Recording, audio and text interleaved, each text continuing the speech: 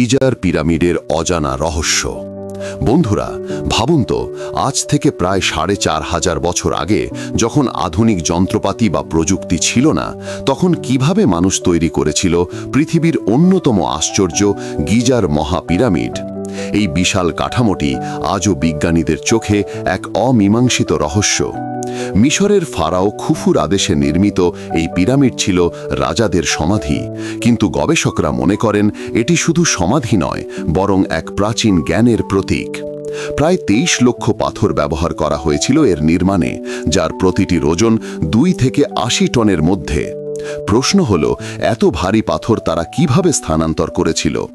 বিজ্ঞানীরা ধারণা করেন তারা বুদ্ধিমত্তার সঙ্গে র্যাম্প সিস্টেম ব্যবহার করেছিল, যেখানে বালি, কাঠের গুঁড়ি ও মানব শক্তির সমন্বয়ে ধাপে ধাপে পাথর তোলা হতো।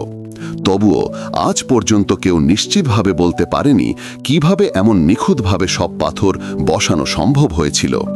আরও আশ্চর্যের বিষয় হল, পিরামিডের চারদিক পৃথিবীর উত্তর, দক্ষিণ, পূর্ব ও পশ্চিমের সঙ্গে এতটা সঠিকভাবে সামঞ্জস্যপূর্ণ, যা আধুনিক প্রযুক্তিতেও করা কঠিন। ভেতরের নকশা, করিডর ও কক্ষগুলোর বিন্যাস এমনভাবে তৈরি যেন তারা জ্যোতির্বিজ্ঞানের এক গোপন মানচিত্র অনুসরণ করেছে। অনেকে বলেন এটি শুধু স্থাপত্য নয়, বরং এক মহাজাগতিক রহস্যের দরজা। পিরামিডের দেয়ালে খোদাই করা হায়েরোগ্লিফ বা প্রাচীন চিত্রগুলো বলে দেয়, মিশরীয়রা শুধু রাজকীয় নয়, তারা ছিল জ্ঞান, গণিত ও তারকা বিজ্ঞানের পথপ্রদর্শক।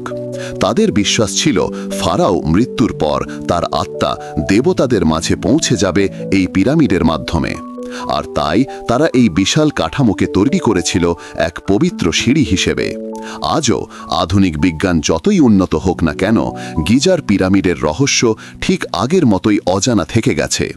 কেউ বলে এটি প্রাচীন ভিন গ্রহের সাহায্যে তৈরি, কেউ বলে এটি মানুষের মেধার সর্বোচ্চ নিদর্শন। কিন্তু একথা নিশ্চিত, এই পিরামিড শুধু পাথরের স্তূপ নয়, এটি প্রমাণ করে মানবজাতির অদম্য জ্ঞান, পরিশ্রম আর রহস্যময় সভ্যতার অমর গল্প। তাহলে বন্ধুরা, আপনারা কি মনে করেন, গিজার পিরামিড কি সত্যিই মানুষের হাতে তৈরি, নাকি এর পেছনে লুকিয়ে আছে অন্য কোনো গোপন শক্তি? কমেন্টে জানাতে ভুলবেন না। বিশ্ব